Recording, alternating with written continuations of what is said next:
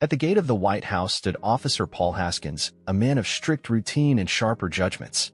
He'd served for 15 years as a guard, priding himself on his unwavering ability to spot threats, or, as he would say, oddballs, before they got too close. This morning, one such oddball approached. He came walking slowly, dressed in a threadbare gray coat, faded jeans, and worn boots that looked like they'd seen every corner of the world. His dark hair fell past his shoulders in tangled waves, and a weathered backpack was slung over one shoulder. To Paul, he looked more like a drifter than someone who belonged anywhere near 1600 Pennsylvania Avenue. Paul stepped forward, lifting his hand. "Sir," he barked, "this is a secure area. I'm going to need you to turn around." The man stopped, smiling faintly. "I have an appointment," he said, his voice calm and even, though his appearance screamed otherwise. "They're expecting me." Paul scoffed. "Sure they are. What is this? Some kind of prank?" He gestured to the man's clothes. "You think someone dressed like that is just going to stroll into the White House?" The man blinked slowly, almost amused. "My name's Keanu Reeves." "Check the list." Paul's brows arched high. "Right. The Keanu Reeves." He looked him up and down again. "Try a shower and a shave before playing pretend, buddy." But just then, the buzz of a handheld radio cracked at Paul's side. "Front gate, come in," said a voice from the security room, tinged with urgency. "Do not, repeat, do not turn away the man at your post. That's Keanu Reeves. He's here for the private humanitarian briefing. Let him through." Immediately, Paul's hand froze halfway to his holster. He looked back at the man, whose expression hadn't changed, gentle, steady, almost forgiving. Paul stepped aside awkwardly, swallowing his pride. "My apologies, Mr. Reeves. We, didn't recognize you." Keanu gave a half nod, not with arrogance but with quiet grace. "No worries, officer. It happens." And with that, he walked through the gates, not just into the White House, but into a day that would shake the very walls of power with something rarer than political theater. As Keanu walked past the gates, a gentle breeze tugged at the edges of his coat. The guards at the secondary checkpoint straightened up, clearly briefed on who he was. Some of them tried to hide their surprise. This was the man they'd seen on-screen wielding katanas and dodging bullets. Here he was, moving with the quiet humility of a librarian instead of a Hollywood icon. Inside, the White House staff buzzed with anticipation. Keanu had been invited not as a celebrity, but as a guest of honor for a private humanitarian roundtable. Few knew the extent of his quiet philanthropy, donations to children's hospitals, cancer research, and his behind-the-scenes funding of education programs for veterans and refugees. Today, he was set to speak directly with the president and key advisors on mental health access for foster youth, a cause he had personally championed for years. But as Keanu was led through the marble corridors by a young aide named Michael, a ripple of whispers trailed behind him. Some White House staffers glanced over their shoulders. Others murmured to each other. "Is that him? Why does he look so rough?" Michael, trying to keep up, finally apologized. "I'm really sorry, sir. People just weren't expecting you to arrive so casually." Keanu smiled, completely unbothered. "I've never been big on suits. The message matters more than the messenger, right?" Michael blinked. "Right," he said, still taken aback by the man's serenity. They rounded a corner into a waiting room near the Roosevelt Room, where a few early attendees were sipping coffee from porcelain cups. Suited politicians and polished executives turned when Keanu entered. There was a moment of stillness. A few raised eyebrows. One man, dressed in a $1,000 tailored blazer, leaned to another and muttered, "They let that guy in here?" Keanu heard it. Of course he did. But instead of reacting, he walked over to a young woman seated by herself near the window. She looked up in surprise. "Hi," Keanu said. "You here for the foster care initiative?" She nodded slowly. Yes. I run a shelter in Atlanta."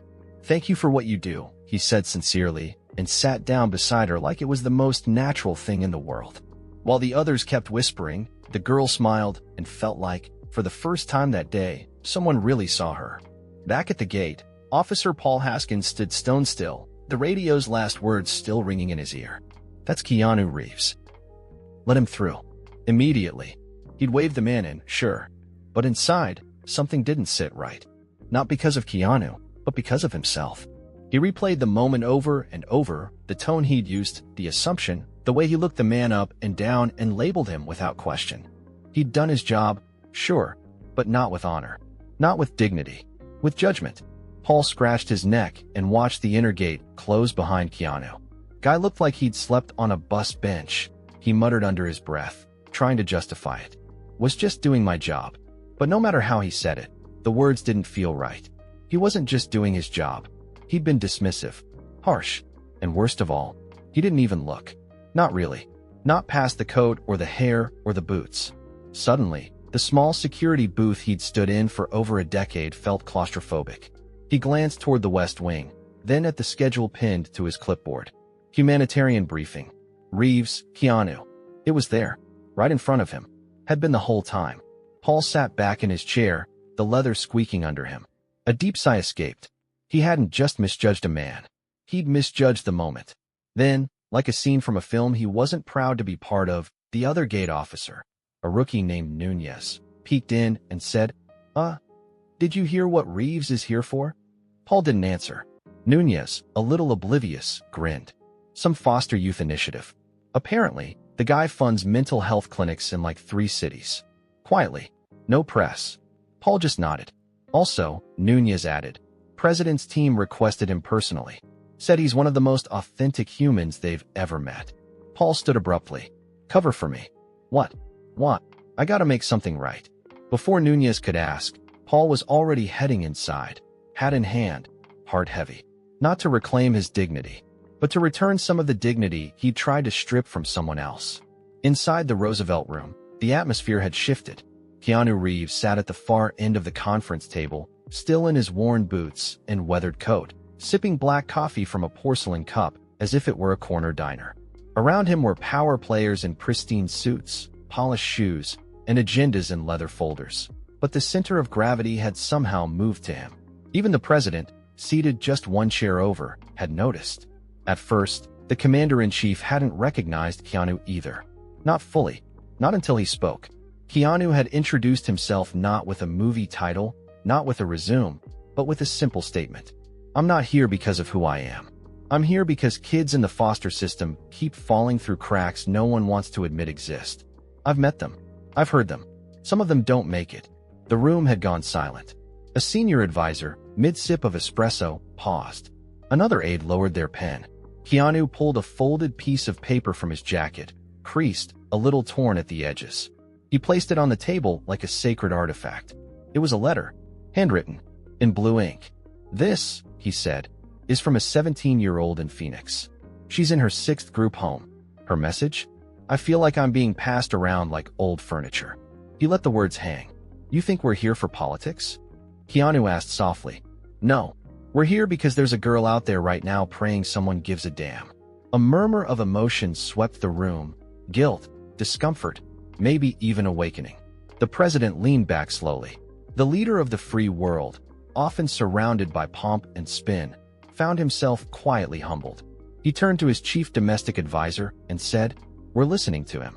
Today he leads. And just like that, Keanu Reeves, once mistaken for a beggar at the gates, was now steering a room full of the most powerful minds in the country. Outside the Roosevelt room, Officer Paul Haskins stood in front of the double doors, hat in hand, heart pounding in a way it hadn't since his academy days. He could hear voices inside, muffled but powerful. And then, silence. The kind of silence that follows truth. He cleared his throat, nodded at the agent posted near the entrance, and stepped in slowly, just enough to be seen, not to interrupt. An aide caught his eye. Everything all right, officer? Paul hesitated. I need a word. With Mr. Reeves. If that's possible. The aide blinked, confused, but turned toward the end of the table. Excuse me, Mr. Reeves? Keanu turned. He looked just as calm as he had earlier, though now the entire room radiated a strange, reverent energy around him. The president watched quietly, curious. Paul stepped in fully now, his polished black boots clicking against the tiled floor. Every eye shifted to him. I was the officer at the gate. Paul began, his voice steadier than he expected. This morning, when you arrived. Keanu tilted his head slightly, recognizing him now, not with bitterness, but with that same soft awareness that unnerved people because it saw straight through you. I didn't know who you were, Paul said. But that's not the problem. The problem is I assumed you were no one. The room was still. I judged you, he continued. By your coat, your boots, your hair, even. You didn't look like someone with a meeting here. And I treated you like you didn't belong." Keanu didn't speak right away. He just looked at Paul, not through him, not down on him, at him. And finally, he smiled. "Thanks for saying that," Keanu said, standing. "Takes a lot to own your mistakes." Paul nodded, embarrassed but grateful. "I just wanted to make it right." "You just did," Keanu replied, before adding with a wink, "Also, I do look like a bum sometimes. It's part of the disguise." A wave of soft laughter rolled across the room. Even the president chuckled. But beneath the levity, something serious lingered in the air, something real. Because in a place where image often outweighed truth, a man who walked in looking like no one had just reminded everyone what someone really looks like. News doesn't usually travel fast in the White House, not without spin, briefings, or press releases. But today, something different was happening. Word of Keanu Reeves' visit spread through the corridors like wildfire. Not because of cameras, or tweets, or headlines, but because people started talking not just about him, but about what he said, how he said it, and the way he made them feel. He made the president pause. He wasn't in a suit. He wasn't even asking for attention. He read a letter from a kid, and I swear, I saw the First Lady wipe a tear. In offices and break rooms, aides who normally debated polling data were now asking about shelters. A junior staffer who hadn't spoken to her parents in years sent her mom a text during lunch. Even the press secretary, known for his stone-cold delivery, was caught looking up local foster care nonprofits during a policy meeting. Keanu's presence had done something subtle. It made people feel again. Meanwhile, back in the Roosevelt room, the round table had evolved. Keanu wasn't just another guest, he had become a gravity point. Even those who arrived ready to dazzle with numbers and jargon found themselves listening more than talking. At one point, the Secretary of Health leaned in and asked him, "How did you get involved in all this?" Keanu looked thoughtful. "It started with a kid I met while shooting a film near a group home. He was quiet, like he didn't believe his voice mattered. So I listened. And when he asked why no one ever stayed long enough to care, I didn't have an answer." He paused. "I decided I wanted to be someone who stays." No one knew how to respond. Not right away. So they didn't. They just let the moment sit quiet, full, true. Outside the gates, the press corps had grown restless. Something was off. No one had expected a closed-door session to run this long, not with no leaks, no movement, no tweets. That alone was enough to get the media whispering. But then came the rumors. A text from a junior aide to a friend at CNN. Keanu Reeves is in the Roosevelt room. Not a joke. A photo leaked an hour later, Keanu walking in, flanked by advisors, looking like a backpacking philosopher who accidentally wandered into a summit. The internet lit up. Keanu at the White House? Homeless chic? Or heroic peek behind the curtain? Who let John Wick into the Situation Room? But as the jokes started piling in, something unexpected began to happen. The leaks weren't scandalous. They were moving. A short video clip, taken quietly by a White House staffer, surfaced online. In it, Keanu could be heard reading from the handwritten letter, the one from the girl in Phoenix, and saying, "If your policies aren't shaped by people like her, who are they shaped for?" No yelling, no theatrics, just words, real words. The clip went viral in under an hour. The top comment under the video read, "Imagine living in a world where the most honest voice in the room is the guy Hollywood once called wooden." Shows how wrong the world can be. Across networks, anchors who typically rolled their eyes at celebrity causes were now airing the clip back-to-back. Not for ratings, but because viewers had requested it. Even late-night hosts, usually primed to poke fun, delivered their segments with rare sincerity. He walked in looking like a drifter, and he walked out carrying the weight of every kid who feels invisible. If that's not leadership, I don't know what is. Keanu had come to speak about kids, but what he ended up doing was reminding a whole nation, without trying, what integrity sounds like. After hours in the Roosevelt room, the official meeting had ended, but Keanu wasn't ready to leave. Most of the suits had filed out, murmuring among themselves about impact and follow-ups, but Keanu remained seated, tracing his finger along the edge of the now-empty coffee cup. He wasn't lingering to impress anyone. He was waiting. A quiet knock at the side door broke the stillness. An aide stepped in, clearing her throat gently. "Mr. Reeves, there's someone who'd like to meet you." Off the record. Keanu looked up. "She's the daughter of a staffer. 15. Her name's Zoe." She insisted. Without hesitation, Keanu stood and nodded. Of course. He followed the aide down a less formal corridor, one lined with photographs and forgotten bulletin boards. At the end of it stood a girl with tight curls, oversized glasses, and a book clutched to her chest like armor. She looked up nervously as he approached. Keanu offered a soft smile. "You must be Zoe." "Yeah," she breathed, her voice barely above a whisper. "You really came here? Like you're here?" He chuckled. "I really did."